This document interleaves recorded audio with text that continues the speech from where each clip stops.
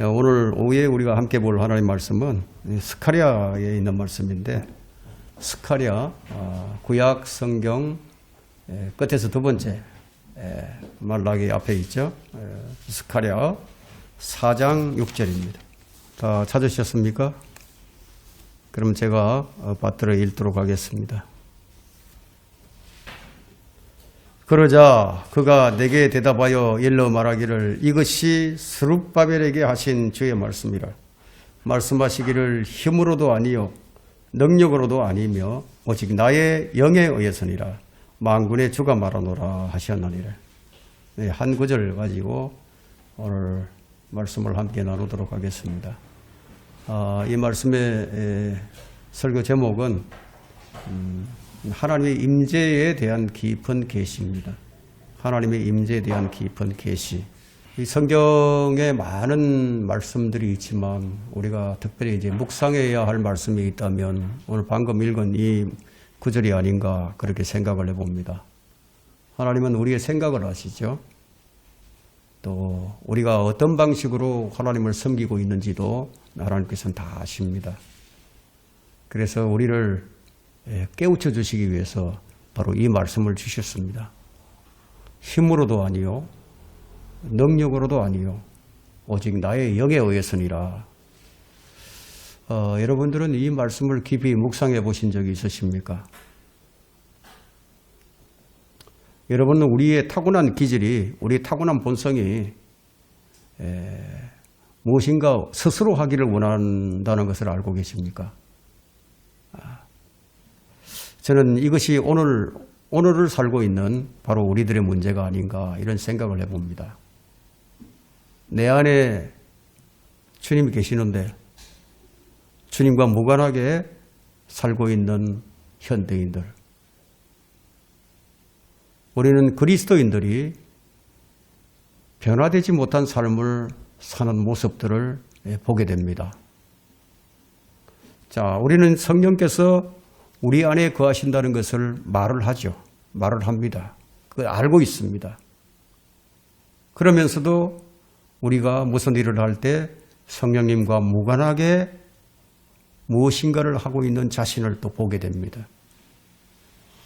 우리는 성령님이 주를 믿는 자들 안에 계신다는 것을 알지만 그럼에도 우리 신앙이 정체된 것처럼 느껴지는 적이 아마 많이 있었을 겁니다. 기도도 하고 찾고 부르짖지만 그럼에도 불구하고 마음의 변화도, 눈에 띄는 변화도 일어나지 않을 때도 있습니다.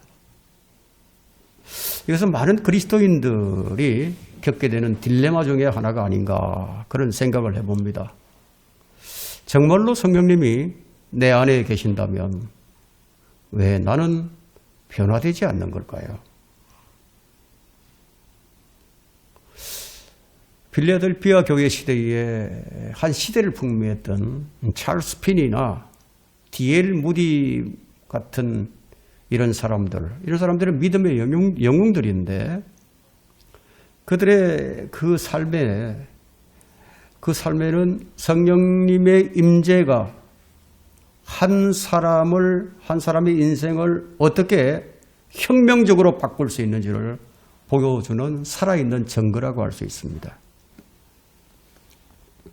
그들의 집회는 치유와 눈물, 회개와 변화로 가득했었는데 이것은 그들이 특별했기 때문이 아닙니다. 그것은 그들이 자기 안에 계신 성령님께서 자유롭게 일하실 수 있도록 그것을 허락했기 때문이에요. 어쩌면 우리는 여기에서 하나님의 능력이 나타나지 않는 이유의 그 열쇠를 우리가 찾을 수가 있습니다. 성령님은 우리 안에 계시지만 우리가 얼마나 그분을 제한하고 있는가 하는 거예요.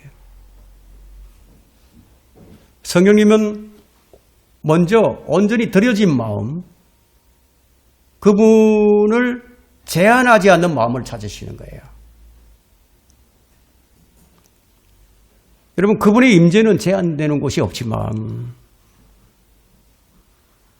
우리의 태도나 우리의 결정, 그리고 그분을 기대하지 않는 우리의 마음 때문에 그분의 역사가 제한될 수가 있습니다.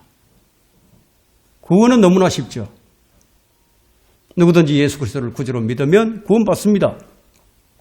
물론 구원을 너무 어렵게 만들어서 구원받지 못하게 하는 그런 교회들이 무수히 많이 있지만, 그래도 저는 구원받은 사람들이 꽤 있지 않을까 그런 생각을 해봅니다. 구원받은 사람은 많지만, 근데 그분께 자신을 온전히 맡기는 사람은 많지 않습니다. 이것의 의미는 변화가 일어나지 않는 삶을 살고 있다는 겁니다. 말하자면 성령 충만과는 거리가 먼 삶을 살고 있다. 여러분, 성령님으로 충만한 사람과 단지 성령을 모시고 있는 사람의 차이는 어디에 달려 있을까요? 그것은 전적인 순복, 전적인 복종에 달려 있습니다. 찰스 피니는 이렇게 말하곤 했죠. 나는 성령님이 내게 실제가 되신 그날과 그 시간을 정확히 말할 수 있다. 그러니까 자기가 구원받은 날을 안다는 얘기죠. 그때가 언제였던가? 바로 나의 육신이 죽었을 때, 내 옛사람이 죽었을 때 자기의 뜻과 꿈과 육신의 욕망을 내려놓았을 때라고 얘기를 합니다. 그때부터 하나님께서는 그들에게 초자연적으로 역사를 하기 시작하셨습니다. 그들은 말하기를 하나님은 부재중이 아니었다고 말합니다. 그러나 우리는 너무 종종 바쁘고 너무 산만하거나 그래서 그분의 임재를 인식하지 못하고 삽니다. 여러분, 성령의 음성은 미세하게 들려오죠. 여러분, 성령님께서는 자신이 다스릴 공간이 없는 곳, 그러니까 여러분의 마음을 억지로 열고 들어오지 않는다는 얘기예요. 많은 상황 속에서 우리는 여러 가지 기적을 위해서 기도를 하지만, 어려움 사건을 해결해 달라고 기도를 하지만, 여전히 우리 자신이 모든 것을 통제하고 있는 그 사실을 우리가 보는 거예요. 내 자신을 보는 거죠. 그럼에도 성령님은 우리에게서 떠나지 아니하시고 전적으로 우리의 이해를 지금 기다리고 계시는 거예요. 자, 사도행전 1장 8절에 예수님께서 하늘로 오르시기 전에 하신 말씀이 제자들에게 성령께서 너희에게 임하시면 너희가 능력을 받으리니. 자, 성령께서 임하시면 너희가 능력을 받으리니. 그러면 너희가 예루살렘과 온 유대와 사마리아와 땅끝까지 이르러 내게 증인이 되리라. 이런 말씀을 주셨지만, 근데 이 말씀은 성경에만 있고 내게는 없는 것처럼 느껴진다는 거예요. 그 원인이 무엇일까요? 그것은 그분께서 강력하게 역사하시는 대상이 뭐냐? 대상은 그분께 온전히 순복하는 자들이다. 왜 성령의 능력이 내게는 일어나지 않는가? 왜 나는 변화되지 않는가? 그것은 전적으로 우리가 그분께 항복 안 했기 때문이다. 굴복을 안 했겠다. 자, 그것은 사복음서가 증거할 뿐만 아니라 사도행전도 그것을 증거하고 있습니다. 여러분, 예수님께서 침례 받으실 때 어떻게 침례 받으셨을까요? 성령으로 충만한 가운데 침례를 받으셨어요. 자, 오순절의 사도들은 어떠했습니까? 죽음을 앞둔 스테판은 또 어떠했습니까? 그들은 성령으로 모두 충만했죠. 오늘 많은 그리스도인에게 부족한 것이 바로 이것입니다. 그분이 일하실 수 있도록 허락하는 전적인 헌신이 필요하다는 거예요. 전적인 헌신. 오늘 우리가 살펴보고자 하는 것은 성령님의 역사가 왜 내게는 나타나지가 않는지, 우리가 그분의 온전한 역사를 하지 못하게 막는 것은 또 무엇인지, 그리고 오늘 바로 하나님의 능력이 우리를 통해서 나타나도록 하는 구체적인 그 단계가 무엇인지를 살펴보고자 하는 겁니다. 저는 살아있는 믿음, 내면의 변화에 관한 이야기, 그리고 그 모든 것을 변화시키는 것이 바로 하나님의 영, 즉 성령님에 대해서 말씀을 드리고자 합니다. 왜냐하면 힘으로도 아니요, 능력으로도 아니요, 오직 나의 영에 의해서니라 만군의 주가 말씀하셨기 때문이에요. 성령님은 단순한 힘이 아니에요. 성령님은 인격체죠. 하나님이세요. 그분은 우리 안에 계십니다. 그러나 이제는 우리는 우리의 문제가 무엇인지를 알았어요. 이제 우리는 그분의 역사를 맡고 있는 것이 무엇인지를 발견할 시간입니다. 하나님은 우리를 사용하기를 원하십니다. 그분은 우리를 쓰시기를 원하십니다. 그러나 그분이 사용하시는 것은 우리의 재능이 아니에요. 우리의 언변도 아니고 우리의 카리스마에 있지도 않습니다. 그분이 원하시는 것은 우리의 온전한 헌신입니다. 나를 온전히 드리고자 하는 결심, 작심삼일이 되더라도 결심을 해야 된다 이게야. 작심삼일이 되더라도 결심을 자주 하는 것이 자신에게 좋아요. 자, 믿음의 생활은 힘으로도 아니요 능력으로도 아니며 오직 나의 영에 의해서니라. 만군의 주가 말하노라. 다른 방법이 존재하지 않는다는 거예요. 이것이 첫 번째이자 가장 중요한 원칙입니다. 성령께서는 하나님께 온전히 드려진 사람을 통해서 그분 자신을 드러냅니다. 여러분 요한복음 14장 21절을 가서 한번 볼까요? 요한복음 14장 21절. 우리 주님께서 어떤 사람에게 나타내실까요? 주님은 자신을 나타내기를 원하시는데 그럼 어떤 사람들에게서 자신을 나타내기를 원하시느냐? 그 14장 21절 한번 보세요. 요한복음 14장 21절. 자, 거기 보니까 나의 계명들을 가지고 그것들을 지키는 사람은 나를 사랑하는 사람이니 나를 사랑하는 사람은 나의 아버지께 사랑을 받으리라. 또 나도 그를 사랑하여 그 사람에게 나 자신을 나타내리라. 그럼 어떤 사람에게 우리 주님께서 나타나시느냐? 나를 사랑하는 사람, 주님을 사랑하는 사람. 그럼 주님을 사랑하는 사람들은 어떤 사람들이냐? 나의 계명들을 가지고, 예수님의 계명들을 가지고 그것을 지키는 사람이다. 너무 명확하잖아요. 하나님께 우리가 온전히 드린다, 나 자신을 드린다, 이건 어떤 의미가 있는 겁니까? 모든 것을 내어 맡기는 것이고, 이 모든 것에는 우리의 죄뿐만 아니라 실패, 계획, 뜻, 꿈, 그리고 심지어 통제하는 것까지, 두려움까지 모두가 다 포함되는 거예요. 모든 걸 내어 맡기는 거예요. 여러분, 성령님께서는 저항이 있는 곳에는 역사하지 않으십니다. 그분은 굴복한 사람, 복종하는 사람, 하나님께 복종하라, 마귀를 대적하라, 그리하면 그가 너희로부터 도망하리라. 이 말씀처럼 복종이 먼저예요. 하나님께 복종이.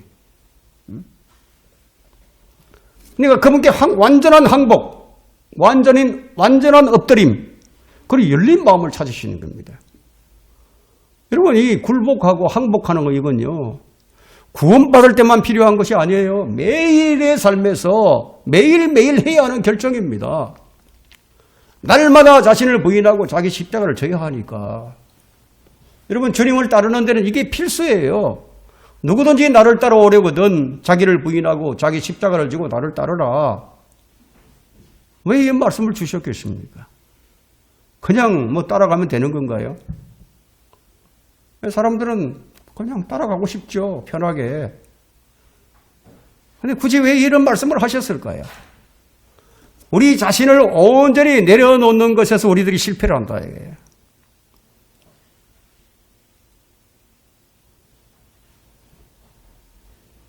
여러분, 우리는 매일 이렇게 기도해야 됩니다.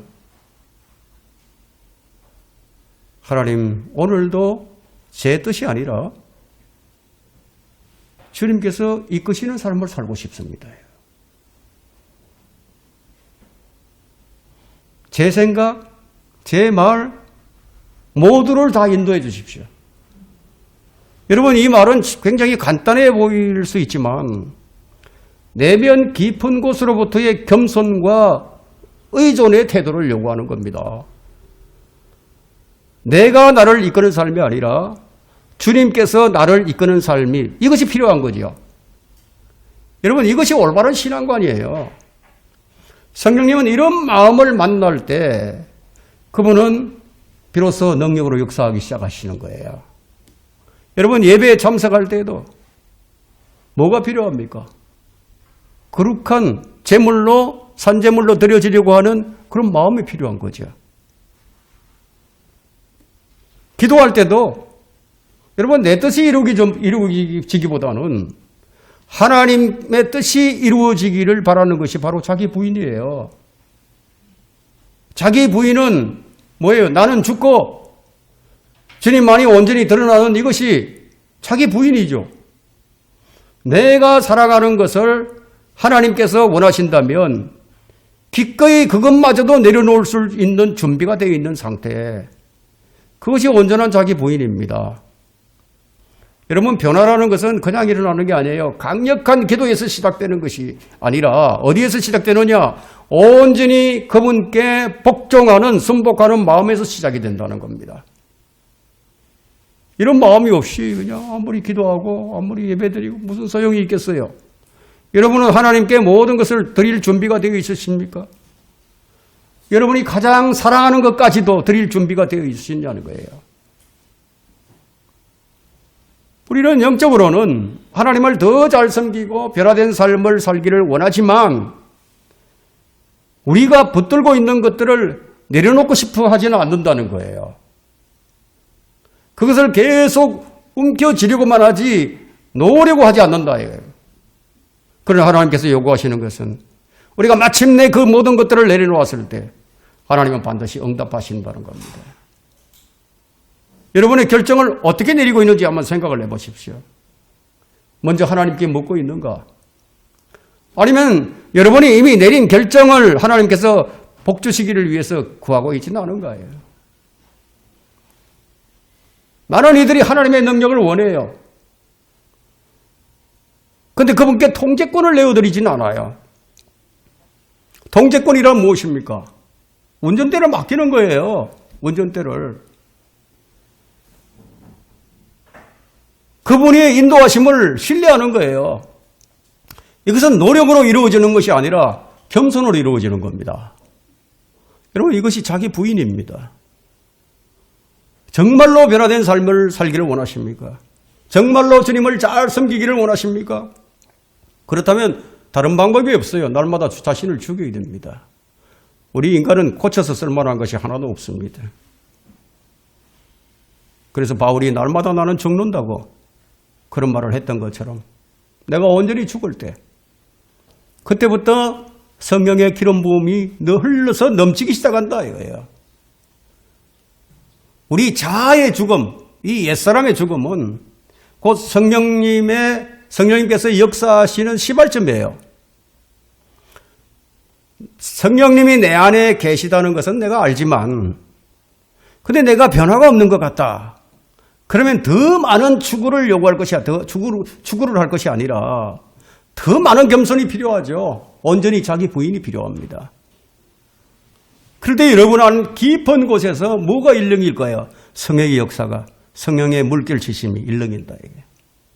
그러니까 주님과는 일상적인 관계, 일상적인 관계. 여러분 주님과의 친밀하고 끊임없는 관계. 주일날 나와서 예배드릴 때만 이런 관계가 아니라 여러분 기도할 때만 관계가 아니라 실제적으로 여러분 삶에서 일상적인 관계. 성령님은 실제적인 인격체잖아요. 그렇다면 인격 대 인격으로 교제하는 거죠. 자, 모든 순간을 함께하는 것. 성령님은 우리가 집회할 때만 오시는 분이 아니에요. 기도할 때만 오시는 분이 아니에요. 늘 우리와 함께 그러시는 분이에요. 여러분 주님과의 동행이란 주님과 늘 함께하고 그분과 대화하고 그분과 함께 먹고 마시고 함께 걷는 것이 동행이죠. 필요할 때만 하는 것이 아니다 이거예요. 주님과의 진실한 관계를 매일 발전시켜 나가야죠. 예? 여러분, 이것이 우리가 지켜야 할 두 번째 원칙이에요. 많은 그리스도인이 하나님의 관계를 그냥 형식적인 그 순간으로만 제한시키죠. 어떨 때? 식사 기도할 때.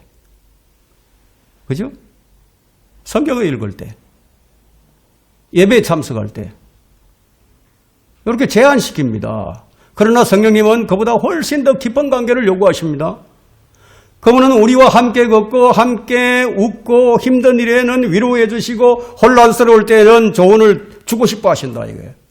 이런 관계가 우리를 변화시키는 거예요. 그래서 우리의 힘으로도 안 되고 우리의 능력으로도 안 되는 거예요. 오직 주의 영에 의해서. 중요한 것은 여러분 기도의 양이 아니라 질입니다. 예? 나는 주님이 없이는 나는 한순간도 살 수가 없습니다. 이것은요 말로만 하는 게 아니고 생각만 가지고 있는 게 아니라 실제로 삶에서 드러나야죠. 여러분 속에만 갈무리하고 있으면 겉으로 아무것도 안 드러나잖아요. 뭐 변화가 일어나는지 안 하는지 누가 압니까? 여러분이 매일매일 이렇게 실천을 한번 해보세요. 그러면 성령님의 강력한 역사를 체험할 뿐만 아니라 실제로 삶의 변화를 가져다 줍니다. 여러분 무슨 뭐 신비로운 체험이나 뭐 이런 게 필요한 게 아니에요. 무슨 특별한 공식도 있는 것이 아니에요. 중요한 것은 뭐냐? 나의 주권, 나의 통제권, 그걸 그분께 드리는 거예요. 내드리는 거예요. 그리고 그분의 뜻을 위해서라면, 그분이 원하시는 것이라면, 그것이 무엇이라도 내가 드리겠다는 마음, 굳은 결심, 그리고 그분께 뭐든지 아뢰고, 어떤 사소한 거라도 뭐든지 다 아뢰고, 그분과 동행하는 거예요. 그러니까 아름다운 말을 할 필요도 없어요. 무슨 공식처럼 반복할 필요도 없어요. 여러분 진실함으로 있는 그대로를 이야기하는 거예요. 있는 그대로를. 마음이 여러분 복잡합니까? 그 복잡한 마음까지도 그대로 얘기하는 거예요. 잘 보이려고 할 필요가 없어요. 두 손 들고 주님 앞에 그냥 나오는 것이 더 중요한 거죠. 여러분이 뭐 아프고 여러분이 뭐 혼란스러워하고 이런 거에 대해서 주님은 놀라지 않으세요. 여러분 그분은 우리가 진실할 때 그분은 다가오시는 거예요. 찰스 핀이나 이 무디 같은 믿음의 사람들은 일상생활에서 그냥 혼자 그러면서도 주님과 이야기를 하는 거예요. 그 자신의 약함, 그 숨기지 않았어요, 그냥. 그래서 그들의 진심 어린 그 고백들이 강한 역사를 불러왔고요. 그들 주위에 있는 사람들은 그 사람들이 말을 하지 않더라도 그것을 느꼈어요. 자, 우리들도 일상에서 이런 관계를 키워나갈 수가 있습니다. 출근길에, 장거리를 오고 가는 운전 중에, 설거지를 할 때도, 잠을 잘 때도 가능하죠. 여러분 친구와 대화하듯이 주님 이것에 대해서 어떻게 생각을 하세요? 이런 단순한 질문이 큰 역사의 문을 여는 열쇠가 될 수 있다는 거예요. 그분은 말씀을 하시고 그분은 가르치시고 그분은 사랑하시고 우리가 볼 수 없는 길을 보여주신다. 그러다 보면 어느새 내가 의무감에 사로잡혀서 그렇게 기도를 했었는데 그게 아니라 그분과 함께하고 싶어서 기도한다 이거예요. 그분과 함께하고 싶어서 기도하는 자신의 모습을 발견하게 된다 이거예요. 여러분 이게 변화죠. 혹시 여러분의 영적인 상태가 한냉정신이 내려와서 그냥 냉랭하다 그렇게 느껴진다면 필요한 것이 큰 노력이 아니라 여러분, 더 깊은 교제예요, 교제.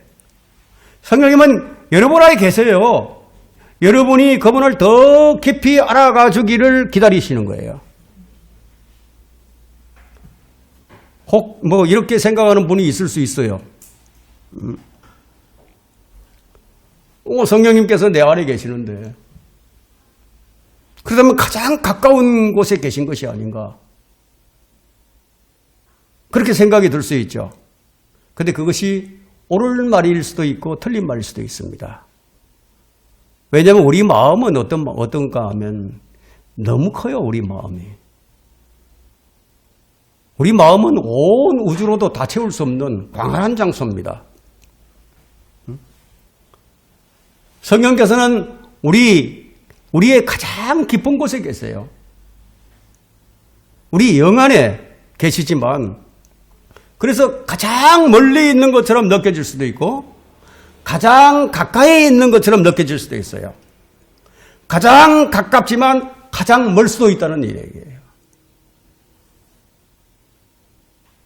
여러분, 우리 주님은 우리가 위기 때만 부르짖는 대상이 아닙니다. 그분은 매일매일 사랑받기를 원하세요.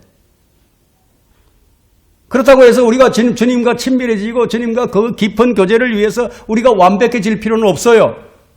여러분, 평생을 완벽해지기 위해서 노력해 보세요. 완벽해지지 않습니다. 가장 우선으로 필요한 것은 무엇입니까?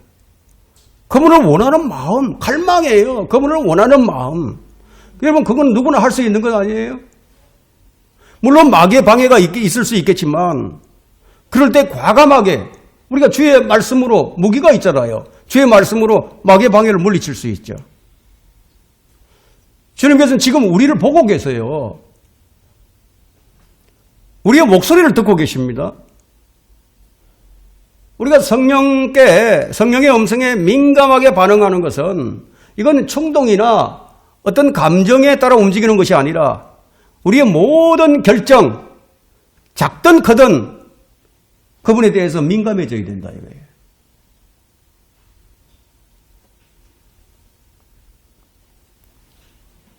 그 영적 기감이죠. 예? 영적 기감, 감각, 민감해져야 된다. 저는 그리스도인의 가장 큰 실수가 뭐냐? 저는 그것은 성령님을 무시하는 것이라고 생각합니다. 내 안에 계시는 성령님을 마치 안 계시는 것처럼 살아간다는 거예요. 성령님께 민감해진다는 것은 단지 그분의 음성을 듣는 것만이 아니라 그분의 인도를 분별하고 존중하고 순종하는 거예요. 비록 그 인도하심이 나의 뜻과 충돌할지라도 이런 민감함은 어디에서? 마음에서 시작되는 거예요. 우리는 성령님의 인도하심을 원하면서도 성령님을 존중하기보다는 사람들의 의견을 더 존중하고 세상의 압박 때문에, 그래서 우리의 그 혼란스러움, 우리의 산만함을 잠재우지 않는다. 이런 현상은 그만큼 성령님에 관해 관심이 없다는 증거예요. 여러분, 지식만 아무리 쌓아보세요. 아무 소용없어요. 그것을 믿음의 결합을 시킬 줄 모른다면. 실제로 어떤 사람이 하루 중 몇 번씩 주님께 조용히 이제 기도를 하면서 구체적으로 기도하는 거예요. 친구와 대화하듯이 주님, 지금 제게 좀 말씀해 주실 수가 없나요? 그랬더니 문득 그냥 어떤 한 사람의 생각이 떠오르는 거예요. 오랫동안 연락을 하지 않던 사람이었는데 너무너무 강력하게 그 사람 생각이 난다. 그래서 그 이유를 알지는 못했어. 그래, 알 수가 없죠. 그 생각이 나는데. 그래서 메시지를 보냈더니만 그 즉시 어떤 답장이 왔어. 답장이 왔는데 눈물로 가득한 메시지가. 그 사람은 인생을 포기하려던 그 순간이었고 그 메시지가 하나님의 숨결처럼 느껴졌다고 했어요. 여러분, 이런 민감함은 주님과 함께 걷기를 원하는 모든 사람을 위한 것이에요. 하지만 그곳에는 뭐가 필요합니까? 집중이 요구되죠. 집중. 성령님께서는 늘 말씀을 해주시지만 우리는 늘 무시할 때가 많아요. 그분은 신호를 주십니다. 여러분 도로를 운전해 갈 때 신호등이 있잖아요. 사인포스터가 있고, 자, 그 신호를 주신다 이게. 근데 우리는 그냥 지나쳐 버리죠. 그분은 보여주시지만 우리는 인간의 이성으로 그걸 판단해 버리죠. 누군가에게 연락하고 싶다. 이런 마음이 든다. 누군가를 용서해야 한다는 이런 마음이 든다. 뭔가 자제하라는 이 내적인 그런 어떤 마음이 든다. 그때 우리는 이제 무시하지 않아야 됩니다. 그 민감함이라는 것은 작은 순종에서 시작이 됩니다. 우리가 성령의 음성을 듣기를 원한다면 여러분의 조급한 마음, 그 여러분의 교만, 그리고 그 두려움 이런 거 다 그냥 잠재워야 하는 거예요. 그분은 진심으로 들으려고 하는 사람들에게 말씀을 해주십니다. 어떤 자세? 주여 말씀하시옵소서. 종이 듣겠나이다. 주의 종이 듣겠나이다. 경청하는 사람에게 말씀을 주신다. 이게. 우리가 작은 인도하심을 우리가 소중히 여길 때 하나님께서는 점점 더 큰 것을 맡겨가십니다. 듣고 순종하는 것에 민감한 삶을 완전히, 그 민감함은 완전한 삶을 완전히 변화시킨다 이거예요. 여러분, 성령님의 인도하심에 순종하는 것은요, 그것은 나의 힘으로는 아무것도 할 수 없다는 것을 인정하는 거예요. 그 성령님의 인도하심에 순종을 하지 않으면서 나는 힘으로는 아무것도 할 수 없습니다. 이건 거짓 고백이죠. 그죠? 우리의 힘, 우리의 말, 우리의 선한 의도로는 충분하지 않다는 사실을 아는 것. 하나님의 능력만이 사람을 변화시키고 사람을 치유시키고 마음을 만지신다. 이거. 마음을 만져주신다. 이거. 그것을 오늘 지금 본문 말씀이 깨우쳐 주는 거예요. 힘으로도 아니요 능력으로도 아니며 오직 나의 영에 의해서니라. 만군의 주가 말하노라. 주의 영이 없는 모든 것은 다 인간의 헛된 노력일 뿐입니다. 이 말씀은 사람의 한계를 분명히 하고 있습니다. 성령께서 인도하시지 않으면 아무런 의미가 없다. 이것을 진정으로 인식하는 것이 필요하죠. 늘 인식해야 된다. 이거예요. 주님, 저는 주님이 없이는 아무 일도 할 수 없습니다. 이 고백이야말로 주님이 진정 나의 주인이라는 고백이 아니겠어요? 이것이 그리스도인의 삶의 본질입니다. 우리는 좋은 결과를 원하지만 여전히 자기 능력에 기대고 있죠. 성령님의 인도를 원하지만 어떻게 성령의 인도함을 받는지를 알고 있는 사람들이 많지가 않습니다. 성령님의 인도함을 원하지만 하나님을 깊이 갈망하는 이들이 많지 않아요. 그분이 어떨 때 역사를 하시는지에 대해서 별로 관심이 없어요. 다만 나의 요구, 나의 원함만을 채우기를 갈구할 뿐이죠. 이것은 마치 하나님을 아는 것과 하나님을 섬기는 것의 차이가 아닌가 저는 그렇게 생각을 합니다. 구원받지 못한 사람들도 얼마든지 교회를 다니면서 하나님 섬길 수 있어요. 여러분 마태복음 17장 22절과 23절에 그 말씀을 여러분 잘 알고 계십니다. 그날에는 많은 사람들이 나에게 주여 주여 우리가 주의 이름으로 예언하지 아니하였으며 주의 이름으로 마귀들을 쫓아내지 아니하였으며 주의 이름으로 많은 경이로운 일들을 행하지 아니하였나이까 라고 말하리니 그때 내가 그들에게 분명히 말하되 나는 너희를 전혀 알지 못하니 너희 불법을 행하는 자들아 내게서 떠나가라고 하리라. 여러분 이 사람들은 하나님 섬기는 자들이었죠. 어떻게 열성을 가지고 섬겼습니다. 최선을 다했어요. 그러나 그들은 하나님과 예수 그리스도를 아는 자들이 아니었어요. 주님께서 그들을 전혀 모른다고 말씀하셨죠. 여러분 하나님 알고 계십니까? 아니면 단순히 하나님을 섬기고 있습니까? 하나님을 아는 것과 하나님을 섬기는 것은 서로 달라요. 다르다고.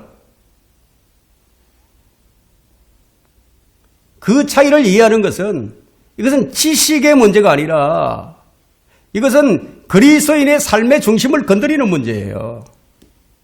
아는 것, 이것이 겉모습만 있는 사람과 참 믿음을 가진 사람의 차이를 구분해 줍니다. 요한복음 17장 3절은 우리 주님께서 기도하실 때 이런 기도를 하셨는데, 영생은 이것이니 곧 사람들이 유일하시고 참 하나님이신 아버지와 아버지께서 보내신 예수 그리스도를 아는 것이옵니다. 아는 것. 오늘 우리가 살펴보고자 하는 것은 과연 우리의 섬김이 하나님께 인정받는 섬김인가? 여러분, 이걸 확인해 보자는 거예요. 우리의 섬김이 하나님과 진실한 관계가 없이 그것들이 우리의 믿음의 중심이 되어버릴 때 겉으로는 열심히 활동할 수 있고요. 헌신된 사람처럼 보일 수도 있어요.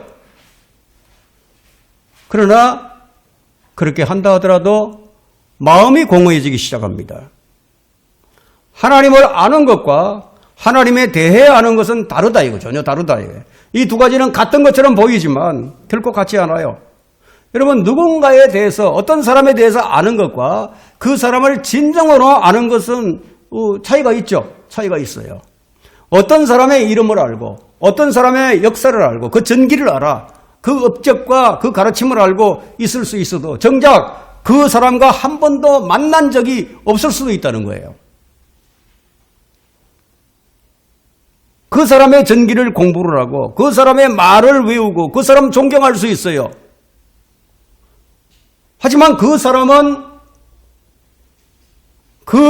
사람은 당신에게서 완전히 낯선 사람일 수도 있다는 겁니다.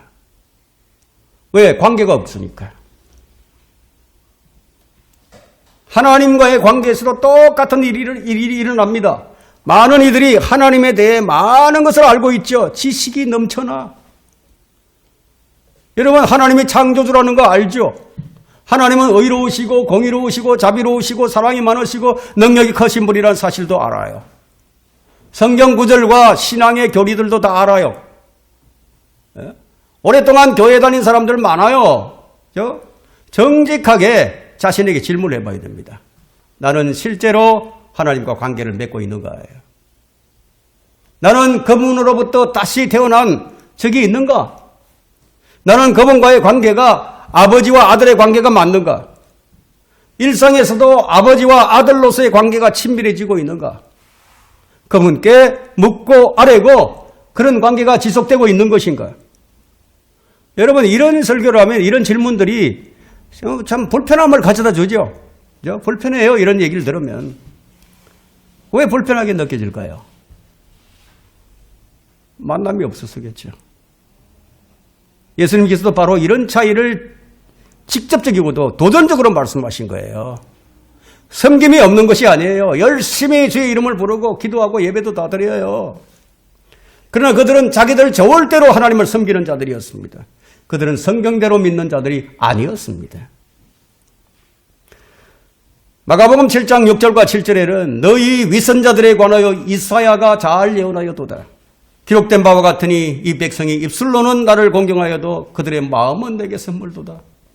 그러면서도 사람들의 계명들을 교리들로 가르치니 그들이 나를 헛되이 경배하는도다. 오늘 주일날이에요.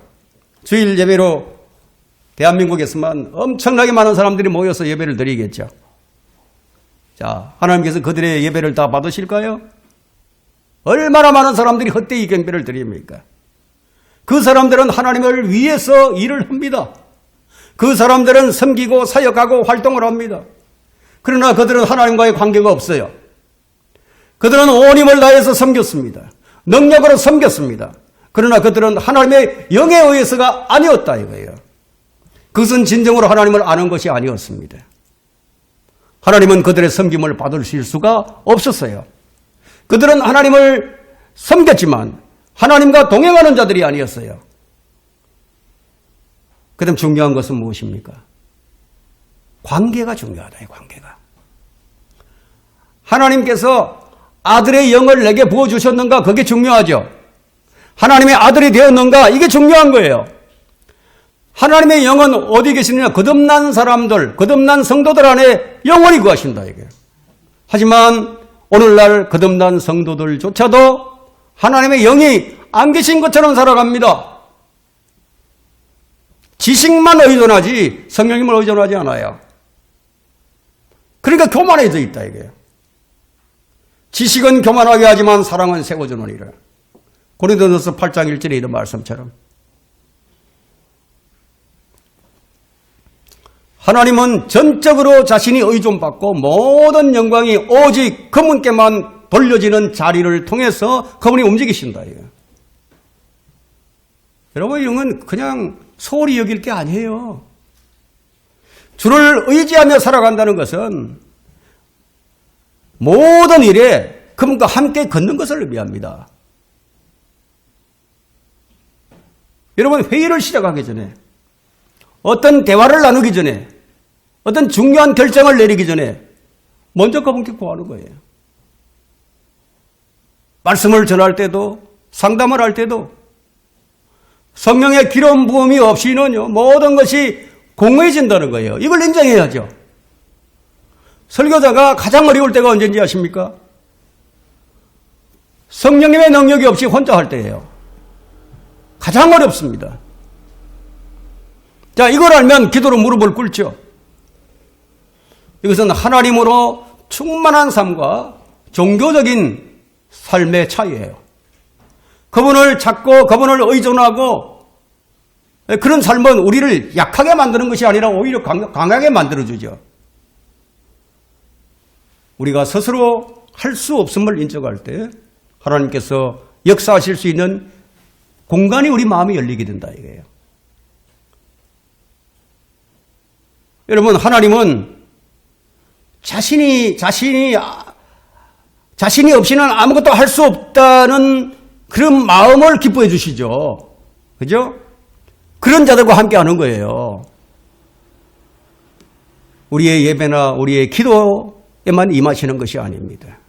하나님은 우리의 일상의 모든 삶의 순간순간마다 주고되어야 할 분이 바로 그분이다. 바로 이런 전적인 의존이 지속적인 교제로 이어지게 되고 그분의 임재가 모든 것을 다 변화시키는 거예요. 나의 영에 의해서니라. 여러분이 정말로 성령의 인도함을 받고 싶다면 오늘 이 순간부터 단순한 고백부터 시작을 하면 됩니다. 단순한 고백. 주님, 저는 주님 없이는 살 수 없습니다. 이건 습관적으로 반복하는 것이 아니라 마음 깊은 곳에서 우러나오는 전심으로 진심으로 해야 한다 이거예요. 하나님은 겸손하고 갈급한 마음은 절대로 외면하지 않습니다. 여러분이 그분께 더 의존할수록 그분은 여러분의 삶에 깊숙이 개입하시는 거예요. 찰스 피니의 전기를 읽어보면 그에게는 사람들을 끌어당기는 뭔가 특별한 것이 있었어요. 실제로 그분을 쳐다만 봤는데 눈과 눈이 마주쳤는데 그를 본 사람들이 눈물을 흘리면서 그를 초청하고 그의 설교를 듣고 회심하는 자들이 있었습니다. 그에게는 성령의 역사가 그 사람의 얼굴, 그의 이미지를 통해서 드러났던 겁니다. 그가 특별한 것은 그에게는 조용하고도 신뢰 깊은 하나님께 모든 것을 주관하신다고 계신다는 것을, 주관하고 계신다는 것을 그런 확신이 있었던 사람입니다.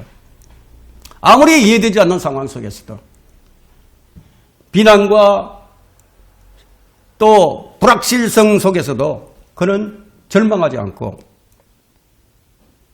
그분을 신뢰했던 사람이에요. 이유는 단 하나였어요. 그 이유가 하나님이 주권자이고 그분을 사랑하는 자들에게 모든 것이 합력하여 선을 이루게 된다는 이 흔들리지 않는 확신이 있었던 겁니다. 주님과 동행을 원하는 사람들에게 가장 필요한 원칙입니다. 왜냐하면 성령의 인도하심은요, 언제나 우리가 이해할 수 있는 방식으로 오는 것은 아니에요. 하지만 그분의 목적에 있어서는 언제나 완벽하죠. 우리는 종종 하나님의 도움을 원하면서도 그 도움이 언제나 문제 해결로 이어지기를 기도하죠. 그래서 기도도 하고 금식도 하고 그리고 빠른 응답도 기다립니다. 그런데 가끔은 어쩌면 많이 응답이 지연되거나 전혀 오지 않는 것처럼 느껴질 때 실망하는 경우가 있죠. 그런데 찰스 피니는 그 반대였어요. 그런 진정한 믿음이란 모든 것을 이해하는 것에서 나오는 것이 아니라 하나님께 굴복하고 하나님께 복종하고 순복하는 데서 나오는 것임을 알고 있었어요. 우리는 하나님께서 하시는 모든 일을 다 이해하지 못하지만 그분이 어떤 분이신지는 신뢰하는 거죠. 그리고 그것이면 충분합니다. 진짜 믿음이란 모든 것을 이해할 때만 믿는 것이 아니에요. 모든 것이 무너져 내리는 것처럼 보인다고 할지라도 그분을 신뢰하는 거예요. 종종 제가 쓰는 표현이지만 벼랑 끝에도 서겠다는 그런 결단이 있어야죠. 눈에 보이는 것으로만 의지한다면 믿음으로만 이룰 수 있는 것은 결코 보지 못합니다. 우리는 기도의 방식이 바뀌어야 됩니다. 신뢰하는 거예요. 응답이 더디 올지라도 신뢰하는 것. 이것이 진짜 믿음이죠. 성경에서 하나님을 안다는 것은 성경 지식을 쌓아가는 것보다 훨씬 더 깊은 뜻을 가지고 있습니다. 구약에서 안다, 알다 이렇게 번역된 히브리어는 아주 깊은 친밀감과 실제적이며 인격적인 접촉이라는 그런 의미를 가지고 있습니다. 더 정확한 의미는 우리가 마리아의 말을 통해서도 알 수 있어요. 이 말은 남편과 아내의 관계를 말할 때도 사용되는데 내가 남자를 모르는데 어떻게 그런 일이 있을 수 있겠나이까? 가브리엘 천사가 마리아에게 찾아와서 네가 아들을 낳을 것이다. 그의 이름을 예수로 하라. 마리아가 내가 남자를 모르는데 어떻게 그런 일이 있을 수 있겠나이까? 이게 아는 거예요, 여러분. 관계죠. 하나님을 친밀하게 하는 것은 실제적인 경험이에요. 오늘날은 하나님을 알고자 하는 것이 아니라 하나님에 대해서 아는 것에만 치중하는 그런 모습을 보입니다. 하나님을 아는 것은 한순간의 만남으로 끝나는 것이 아니에요. 그분을 더 깊이 알아가야 한다. 이거예요. 더 깊이. 바울은 신약성경 13권을 쓸 만큼 많은 계시를 받았어요. 그랬던 그가 하나님을 더 깊이 알아가기를 갈망했어요. 왜냐하면 주님을 진정으로 알기 시작한 사람은 언제나 더 많은 것이 있음을 발견하기 때문입니다. 바울은 우리에게 큰 도전적인 메시지를 던져주죠. 그것이 빌립보서 3장 10절에 기록되어 있는데요. 이는 내가 그를 알고 그의 부활의 능력과 그의 고난의 교제를 알아 그의 죽음의 본을 따르려 함이며. 놀라운 고백이죠. 말씀을 정리하도록 하겠습니다. 우리 믿음의 생활은 힘으로도 아니고 능력으로도 아니며 오직 나의 영에 의해서니라. 이것이 첫 번째 원칙입니다. 다른 방법이 존재하지 않습니다. 주님과의 친밀한 관계를 우리는 제한하지 말고 매일매일 그분과의 관계를 발전시켜 나가는 것. 이것이 두 번째 원칙이에요. 우리는 우리의 문제점이 무엇인지 우리가 살펴봤습니다. 우리는 작은 것부터 실천하는 것이 중요합니다. 여러분 작심삼일이 되더라도 계속 결심을 하고 또 결심해야 돼요. 그것은 주를 위한 결심이에요. 주를 위해서 죽으면 죽으리라는 이런 결심이 매일 필요하다. 이거 매일. 우리는 모두 우리 자신의 문제점들을 확인을 하고 잘못된 부분들을 바로잡아서 우리 힘으로도 아니요 능력으로도 아니며 나의 영에 의해서리라. 이 말씀이 여러분 삶 가운데 이루어지기를 간절히 기원합니다.